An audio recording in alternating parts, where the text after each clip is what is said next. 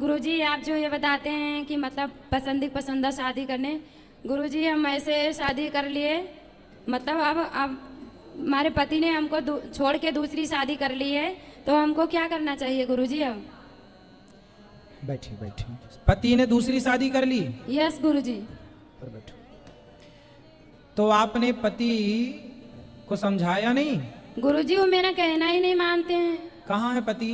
पति जी दिल्ली रहते हैं, हम भी दिल्ली। तो कंप्लेंट कर सकते हैं आप? पत्नी के होते हुए कोई दूसरा विवाह कैसे कर सकता है? कंप्लेंट कर सकते हैं आप? गुरुजी मेरी माँ सास ससुर कोई मेरे साथ ही नहीं है। मैं सुंदरकांड करती हूँ तो वो बोलती हैं तुम सुंदरकांड करती हो इसीलिए उल्टा पुल्टा सब हो रहा है। लो, पति दूसरी शादी कर ले तो उसमें सुंदरकांड दोषी है? जी हम ही को बोलती हैं। चलो आप कंप्लेंट करो, पुलिस कंप्लेंट। पत्नी आपका तलाक तो नहीं हुआ उनसे? नहीं। तो फिर पत्नी के होते हुए दूसरा विवाह कर लेना अपराध है। तो गुरुजी हम कंप्लेन इसलिए नहीं करते हैं, आप कहते हो कि बच्चों पे संस्कार जो माँ बाप करते हैं वो जाता है। ठीक है, संस्कार अच्छी बात है, पर वो तो कर ही लिया दूसरी शादी। तो मेरे बच्चे भी नहीं दे रहे हैं गुरुजी, हम यहाँ जॉब करते हैं अकेले आप जाओ अपना न्याय लो। और बच्चे भी नहीं दे रहे हैं। न्याय लो। गुरुजी आप कहते हैं झूठ मत बोलो, तो अगर माँ पूछती है कि बेटी आप खाना खाई, तो क्या मैं उनसे बताऊं कि माँ मैं भूखी हूँ, कि नमक रोटी खाई हूँ, कि दाल चावल खाई हूँ? आपने खा लिया तो बता दो खा लिए, नहीं खाए तो कह दो नहीं खाए।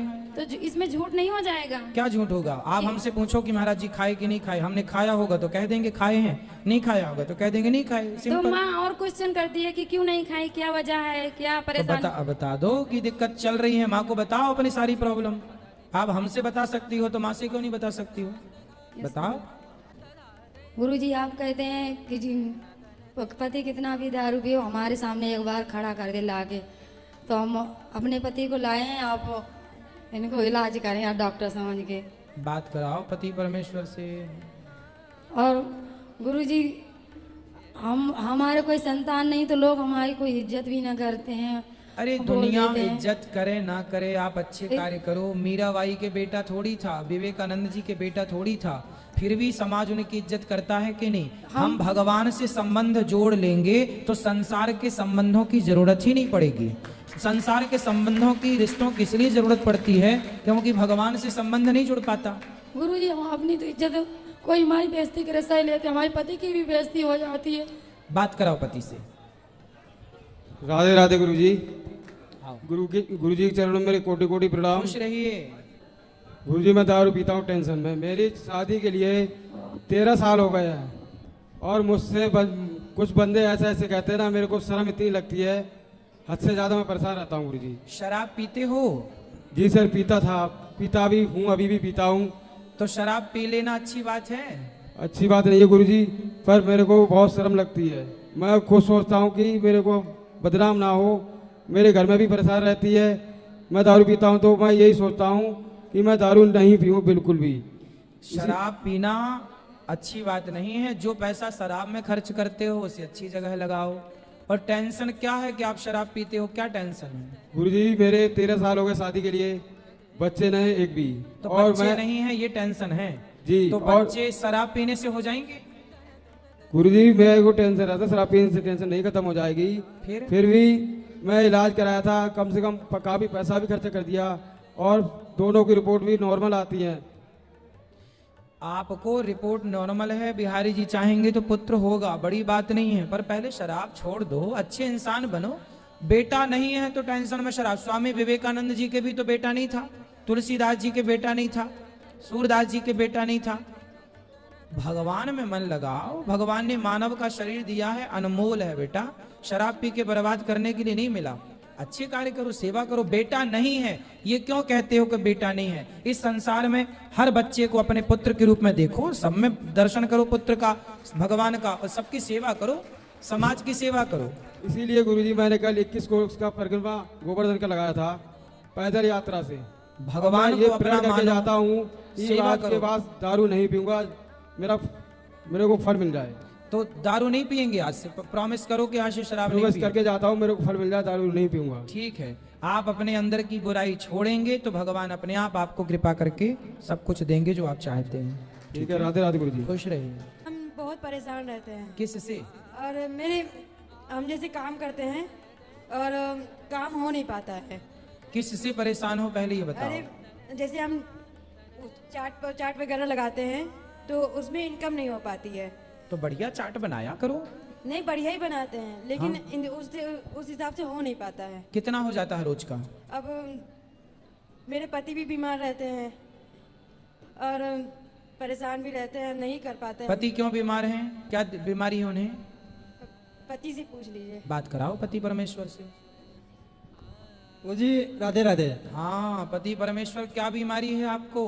गुरु जी कुछ नहीं, स्वास्थ्य गड़बड़ रहता है। अरे भैया बीमारी क्या है और स्वास्थ्य गड़बड़ रहता, बात तो एक ही है। ये बताओ क्या दिक्कत है? गुरु जी बचपन में बीमारी हो गई थी, उसी के तरह कौन सी बीमारी? गुरु जी पूर्ण दोनों फेड़ा हमारे वीक है। गुटखा खाते हो? हाँ गुटखा खाते हैं। तो वीक तो रहेगा। ठीक है गुरु जी। शराब पीते हो? नहीं, सही कभी बताओ, सही बताओ। एकादशी का पालन करते हैं। अच्छा, एकादशी रहते हैं, एकादशी में नमक वमक नहीं लेते। शराब बिल्कुल नहीं पीते? नहीं नहीं नहीं। कि कभी कभी थोड़ी बहुत? अरे नहीं गुरु जी, और मांस वांस? कुछ नहीं, हम ब्राह्मण हैं, शुक्ला हैं। अरे फिर कानकुट ब्राह्मण हैं हम। तो तंबाकू? हम उन्नाव से हैं। अब देखो आपका पेट कमजोर है जी। आप बता रहे हैं कि पेट में नहीं कुछ। गुरु जी, हमारा स्वास्थ्य बहुत बढ़िया था, पर कुछ हालात ऐसे बने जो कि हम कोई बात हो गया? नहीं, आप ठीक कर लो अपने हालात और अपना स्वास्थ्य। जी गुरु। स्वास्थ्य ठीक करने के लिए ये गुटखा तंबाकू सही है? नहीं गुरु जी हम जो है 16 अक्टूबर को आए थे आपके यहाँ, आपके इसी चरणों में, और यहीं आपके पंडाल पीछे रूम लिया है, रूम में हम लोग रह रहे हैं। ठीक है। ये मेरी बिटिया है, ये मेरा बच्चा है, हैं? हम लोग आप मन लगा के काम करो, पैसे कमाओ, बच्चों को पढ़ाओ लिखाओ और गुटखा इत्यादि ना खाया करो। नहीं गुरु जी, हम आपका आशीर्वाद पाना चाहते हैं, खुश रहो। हम आपके इसी चरणों में ही रहना चाहते हैं, वृंदावन छोड़ के नहीं जाएंगे। ठीक है। और जो भी कार्य अब यहाँ करते हो, यहाँ गुरु जी जैसे कहीं काम कर, कहीं लगाते हैं, कुछ भी करते हैं तो लोग लगाने नहीं देते हैं। कुछ भी नहीं कर, आश्रम के सामने हम लोग लगाना चाहते हैं, लेकिन यहाँ कोई लगाने नहीं देते, बोलते हैं कि सिक्योरिटी वाले बंद कर देंगे, ये कर देंगे, वो कर देंगे। हमने आप वहाँ लगाओ जहाँ जगह मिल जाए आपको। अब लोगों को जहाँ से आना जाना है वहीं आप खड़े होगे तो डिस्टर्ब होगा। जगह छोटी है, परिक्रमा छोटी है, परिक्रमा छोटी होने के कारण यदि कोई स्थिर खड़ा हो जाए, हाँ चलता रहे तब तो अच्छा है। गुरु जी दीवार के जस्ट बगल में हम लगाते ठीक थे, है, तो लगाओ, वहाँ भी न लगाने दिए। मन लगा के काम करो, पैसे कमाओ और बच्चों को पढ़ाओ लिखाओ, जहाँ अच्छी जगह मिले वहाँ लगाओ। खुश रहो। हमने आपके फेसबुक पे हमने मैसेज भी दिया आपको। खुश रहिए, प्रसन्न रहिए, खुश रहिए। गुरुजी हमने वो कई लोग बोलते हैं, कई भक्तजन बोलते हैं कि श्री हरि नारायण जी 4 महीने क्षीर सागर में शयन करते हैं, तो ये सत्य है? चातुर्मास में भगवान तो हमेशा ही क्षीर सागर में विराजे हैं। नहीं, 4 महीने के लिए ठीक है, 4 शयन करते महीने हैं। बिल्कुल करते हैं, कोई दिक्कत नहीं, करते हैं। और गुरुजी आपने बताया था कि देवता की सुबह होती है, तो हरि की भी तो सुबह होती होगी ना? भगवान की तो सुबह ही सुबह है, भगवान की कोई रात बात है ही नहीं। गुरुजी जैसे हरि नारायण जी 4 महीने सो जाते हैं, तो वो क्या हमें तब भी देख रहे हैं सोते हुए? अरे भगवान का सोना क्या है, भगवान नहीं सोते, देवताओं का सोना होता है। तो ये सारे भगवान, बोलते हैं, हाँ? ये सारे बोलते हैं कि 4 महीने के लिए श्रीमन नारायण जी सो जाते हैं। ठीक है, भगवान सोते भी हैं, क्यों नहीं सोते? भगवान देखो, करतुम अकर्तुम अन्यथा करतुम सर्व सामर्थ्य। पहले भगवान की परिभाषा जानो। जो बिनु पग चलहि सुनहि बिनु काना, कर बिनु कर्म करहि विधि नाना। जो बिना पाँव के चलता हो, जो बिना हाथ के काम करता हो, तो जो सोता हुआ भी जागता हो, वही तो भगवान है। उनके लिए भी क्या सोना और क्या जागना। वो सोते हैं 4 महीने, लेकिन सोते हुए भी जागते हैं। आपको ये ना कहे कि नहीं जी भगवान तो सो गए, नहीं, हमारी तरह थोड़ी है कि आप सारे सो रहे हैं। गुरुजी आपके रूप में हमें रंगनाथ जी ने दर्शन दिए थे और गुरु माता लक्ष्मी जी के रूप में दर्शन दिए थे। आप दोनों मतलब रंगनाथ जी के रूप में, मतलब लक्ष्मी जी के रूप में गुरु माता जी आए थे और आप रंगनाथ जी के रूप में आए थे। ठीक है, ये आपका प्रेम है, भाव है। भगवान का दर्शन आपको होता रहे, भगवान की और कृपा आप बनी दूसरी बार बंसी लेकर भी आए थे, हम दूसरी बार दर्शन किए थे। ठीक है, आप लोग स्वप्न में जो देखते हैं, जो आप लोग सोचते हैं, वही आप देख लेते हैं। तो फिर हरि ने हमें दर्शन नहीं दिए यानी कि? बिल्कुल, भगवान का बिहारी जी के सामने चले जाइए, वही हरि है, वही दर्शन है, वही हरि है, वही दर्शन है। गुरुजी हमें साक्षात दर्शन कब होगा हरि जी का? होगा। भगवान से मिलने की उत्कंठा बढ़ाइए, जैसे मछली तड़पती है वैसी उत्कंठा जिस दिन होगी, हो जाएगा। गुरुजी हमारी बस एक ये इच्छा है कि हम अपने हरि को अपने हाथ से भोजन कराएं इस जन्म में। बिल्कुल करा सकते हैं। हाँ। शबरी माँ ने कराई थी। हमारा मत प्रभु से यही इच्छा है, जब भी हम जाते हैं तो प्रभु से यही बोलते हैं। भगवान से प्रेम कीजिए और इच्छाएं न रखिए। देखो भगवान को हम भोजन कराएं, अच्छा भाव है, बहुत अच्छा है, पर भगवान से प्रेम इतना करो कि फिर उन्हें अपने किसी भी बंधन में ना बांधो। केवल प्रेम करो, विशुद्ध प्रेम। हम आपसे प्रेम करते हैं, हम आपसे कुछ नहीं चाहते। आप हमें मिलो या मत मिलो, मत मिलो आप हरि, पर हम आपसे प्रेम करते रहेंगे, विशुद्ध प्रेम। गुरुजी हमें वैसे प्रभु से मिलने की इच्छा है तो वो पूरी नहीं होगी हमारे जीते जी? होगी, क्या हो गई। मिल तो बिहारी जी से मिले कि नहीं? नहीं, साक्षात दर्शन नहीं, वैसे बातें नहीं की ना हमसे। करेंगे बात करने के लिए। हम जैसे डेली भोग लगाते हैं ना प्रभु को, तो हम डेली यही कहते हैं कि प्रभु आप हमसे बातें कीजिए और भोजन पा लीजिए हमारे हाथ से। जैसे हम बच्चे को, पति को खाना खिलाते हैं, ऐसे आप भी हमारे हाथ से खाना खा लीजिए। इस कली काल में हम सबको विग्रह के रूप में बिहारी जी का दर्शन है। स्वप्न में आपको दर्शन हो सकता है, जो आपकी कामना है खिलाने की, दर्शन करने की, बातें करने की, वो स्वप्न में हो जाएगा। साक्षात नहीं हो सकता। साक्षात भी होगा, उसके लिए टाइम लगेगा। शबरी ने जवानी लड़कपन से शुरू किया, तब जाके बुढ़ापे के आखिरी चरण में भगवान का दर्शन हुआ। हम लोग क्या है, थोड़ा जल्दी चाहते हैं सब चीजें, टाइम लगता है। बच्चे को भी पेट में 9 महीने का टाइम लगता है, उसी तरह भगवान की भक्ति को पकने में टाइम लगता है। वो प्रेम बना के रखिएगा, वो जरूर होगा, यदि इच्छा है तो होगा। ठीक है। हमारा ये प्रश्न है कि एकादशी का फलाहार कितने टाइम करना चाहिए, सूर्यास्त के पहले कि सूर्यास्त के बाद? एकादशी का फलाहार आप कभी भी कर सकते हैं। वहाँ सब लोग छत्तीसगढ़ में बोलते हैं, हमारे जहाँ एरिया रहते हैं वो लोग बोलते हैं कि सूर्यास्त के पहले ही, जब सूर्य नहीं ढला रहता है तो करना चाहिए। हाँ तो कर लो सूर्यास्त के। वैसे भी सूर्यास्त होने के पहले ही प्रसाद पा लेना चाहिए। अच्छा जी। और अगर ज़्यादा साल हो गए हैं, 11 साल एकादशी व्रत करते हो गए हैं, तो अगर उसका उद्यापन करना हो तो उसकी क्या विधि है? उद्यापन की विधि तो पुस्तकों में लिखी होती है, पंडित जी करा ही देते हैं, लेकिन उद्यापन आप चाहें तो कर लें, पर एकादशी करते रहे, एकादशी ना छोड़ें।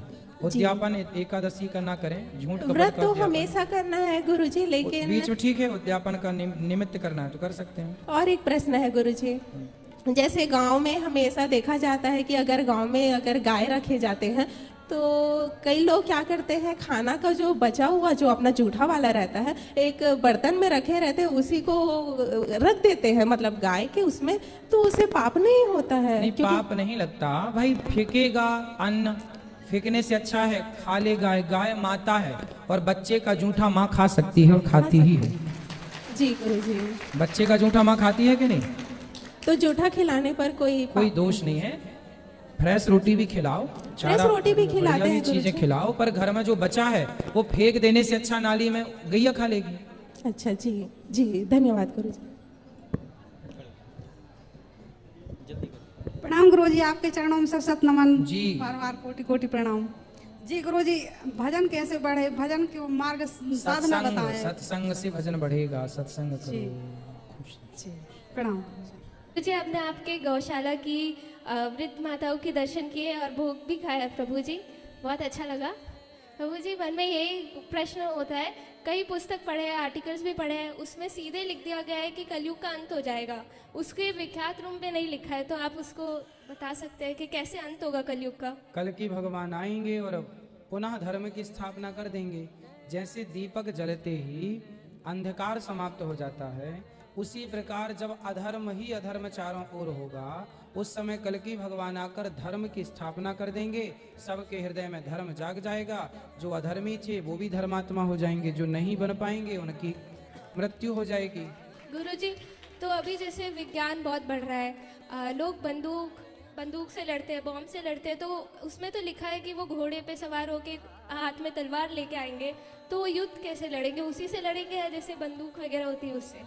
बेटा समय बदलता है, हर समय ये साइंस का, ये नेट का युग नहीं रहेगा। ठीक है, अभी है, 100 साल बाद भी रहेगा, 1000 साल तक रहेगा। परिवर्तन, समय परिवर्तनशील है। जो कल था वो आज नहीं है। जो टेक्नोलॉजी आप लोग आज देख रहे हैं, ये टेक्नोलॉजी महाभारत में पूरी की पूरी थी। कौन सा अस्त्र नहीं था महाभारत के टाइम? आज मिसाइलें हैं, तब ब्रह्मास्त्र थे। टेक्नोलॉजी थी ना, तब ना मिसाइल थी, ब्रह्मास्त्र थे। पाशुपतास्त्र था, ब्रह्मास्त्र था, सुदर्शनास्त्र था, आग्नेयास्त्र था, वरुणास्त्र था। ये सब आज की मिसाइलें ही तो हैं, आज की टेक्नोलॉजी पे कहें। अब देखो, महाभारत का युद्ध चल रहा था कुरुक्षेत्र में, और धृतराष्ट्र थे अपने हस्तिनापुर में। आंखों देखा हाल बताया जा रहा था युद्ध का संजय के द्वारा। कैसे बताया जा रहा? कोई टेक्नोलॉजी रही होगी, वहाँ कैमरे के द्वारा रिकॉर्ड करके लाइव प्रसारण, जैसे आज कथा वृंदावन में चलती है, आप लोग संस्कार चैनल के माध्यम से घर बैठ के लाइव देखते हैं। अब ये प्रश्नोत्तरी चल रही है, सारी दुनिया लाइव देख रही है। उसी तरह जैसी टेक्नोलॉजी आज है, वैसी टेक्नोलॉजी तब थी, तब ना वहाँ का युद्ध आंखों देखा हाल संजय धृतराष्ट्र को सुना रहे थे। टेक्नोलॉजी का प्रयोग हुआ कि नहीं?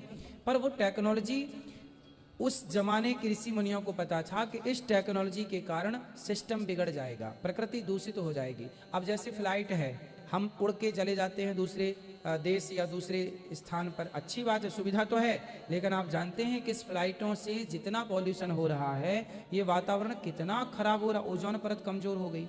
इसका नुकसान, साइड इफेक्ट भी तो है। यदि हम प्रकृति का लाभ ले रहे हैं, साइंस का लाभ ले रहे हैं, तो साइंस के साइड इफेक्ट भी तो है, नुकसान भी तो है। एक दिन इतना नुकसान हो जाएगा कि फिर प्रकृति अपनी करवट ले लेगी, सब अस्त व्यस्त हो जाएगा, आदमी का पेट भर जाएगा टेक्नोलॉजी। सभी तो भूख बढ़ रही है, ये कर लें वो कर लें, कोई मंगल जा रहा है, कोई चांद जा रहा है, घूमे आओ। लेकिन एक दिन आएगा कि सबका सबसे पेट भर जाएगा और सामान्य जिंदगी जीने में आदमी विश्वास करेगा, सामान्य जीवन फिर आएगा, फिर वही धनुष्वाण आएगा। अभी कितने भी मल्टियां बना लो, लेकिन फिर वही पुराने जो परंपराएं पहले थीं वो फिर लौट कर आएंगी। आप लोग देखते हैं कि नहीं, फैशन, जो हमारी माताएं आज कपड़े पहनती हैं, साड़ी, हर दूसरे साल नई साड़ी का फैशन आ जाता है, हर साल। तो जो पुरानी साड़ियां थीं, जो कल तक आपको गंदी लगती थी, अब उनका फैशन चल रहा है, तो फैशन में चल रहा है। फिर वो रिजेक्ट हो जाएंगी, साल भर बाद पुराना पैटर्न हो जाएगा, फिर कोई नया आएगा, फिर घूम फिर के वही आएगा जो आज आपने रिजेक्ट किया है। तो यही ना चल रहा है प्रकृति। तो आज धनुष बाण से शुरू था, फिर बीच में टेक्नोलॉजी, मिसाइल, बंदूक, तोप में आ गए, फिर आएगा। ये सब देखते चलो, आगे आगे होता है क्या। गुरुजी, और जैसे अभी 100, 200, 500, 1000 साल बाद करवट फिर होना है। गुरुजी, जैसे अभी रूस यूक्रेन में ऐसे युद्ध होता है, तो उस समय कैसे युद्ध होगा? उस समय धनुष बाण से ही होगा। नहीं, जैसे किसी देश के बीच में होगा या किसी, देखो पूरा सिस्टम भारत से चलता है, हेड ऑफिस भारत है पूरी दुनिया का। भारत के बदलाव का पूरी दुनिया पर प्रभाव पड़ता है, भारत के बदलाव का। इसलिए जो होगा भारत में होगा। भारत में यदि धर्म की स्थापना हो गई, तो ये धर्म की स्थापना यहाँ हो गई, तो पूरी दुनिया में धर्म की स्थापना हो जाएगी, क्योंकि मूल हेड ऑफिस दुनिया का भारत है। इसलिए यहाँ से आज भी सारी दुनिया, आप मानो ना मानो, सब भारत को फॉलो कर रहे हैं। जी गुरुजी। गुरुजी, और फिर लास्ट प्रश्न था गुरुजी, जैसे बुक में लिखा गया है कि संसार का अंत समुद्र में तूफान आ जाएगा, तो उससे पूरी दुनिया डूब जाएगी। प्रलय आएगा तो पृथ्वी पानी पानी हो जाएगा चारों ओर। तो गुरुजी, सारे लोग उसी में, वो जिन्हें भगवान बचाना चाहेंगे वो बच जाएंगे। पर गुरुजी, कलयुग का तो अंत हो जाएगा ना, वापस से पृथ्वी नहीं, निर्माण होगी। आप प्रलय की बात कर रहे हैं, प्रलय नहीं होगा। प्रलय कभी कभी होता, युग बदलने पर प्रलय नहीं होता। जब कल की भगवान आएंगे, दुष्टों का दमन करेंगे, धर्म की स्थापना होगी, तो फिर पुनः सतयुग स्टार्ट हो जाएगा। सतयुग का मतलब है जिसके, अभी आप झूठ बोलते हैं, हम सब झूठ बोल के काम कर रहे हैं, लेकिन जब पूर्ण रूप से व्यक्ति सच्चा हो जाए, सच्चे मन से सारा कार्य करे, झूठ बोले ही ना, जब सच भाव जाग जाए, वही सतयुग है। सब लोग सच्चे हो जाएंगे। अभी लोग झूठे हैं, फिर सच्चे हो जाएंगे। मन के परिवर्तन को युग परिवर्तन कहते हैं, विचारों के बदलाव को युग का बदलाव कहते हैं। गुरुजी, हमने आपसे गुरु मंत्र लिया है, गुरुजी अपना आशीर्वाद हमारे ऊपर बनाए रखना। खुश रहिए, खुश रहिए। हाँ, राधे राधे गुरुजी। जी, आपके कमल चरणों में कोटि कोटि नमन। खुश रहिए। गुरुजी, मैंने बुक पढ़ी है और देखा भी है महाभारत का युद्ध, तो उसमें बताया जाता है कि मतलब जो महाभारत का युद्ध हुआ था उसमें 7 लोग बच गए थे जो अधर्मी थे, तो अभी रहते कहाँ पे होंगे?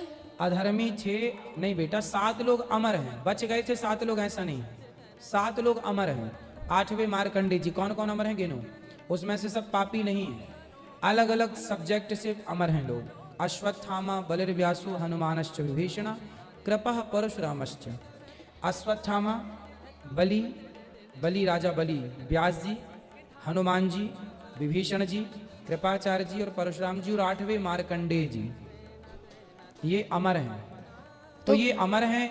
अब ये आप पूछ रहे हैं कहाँ रहते हैं, तो हनुमान जी कहाँ रहते हैं, कहाँ नहीं रहते? हनुमान जी सब जगह हैं। विभीषण जी लंका में रहते हैं, अपने पाताल में, राजा बलि पाताल के राजा पाताल में रहते हैं, अश्वत्थामा नर्मदा के किनारे रहते हैं, महेंद्राचल पर्वत पर परशुराम जी रहते हैं। सबके अलग अलग स्थान हैं। गुरुजी तो फिर जो अर्जुन लोग बचे थे 5 पांडव उसमें युद्ध में, गुरुजी तो वो फिर अपना कार्यकाल निभा के राजा बन के फिर वो कहाँ चले गए? स्वर्गारोहण के लिए निकल गए थे 5 पांडव, स्वर्गारोहण के लिए। 7 शरीर स्वर्ग चले गए थे धर्मराज युधिष्ठिर, बाकी 4 भाइयों का शरीर बर्फ में गल गया था। गुरुजी धन्यवाद। मेरे को गुरु माता से मिलना है गुरुजी। मिल लीजिएगा। धन्यवाद गुरुजी। खुश रहिए।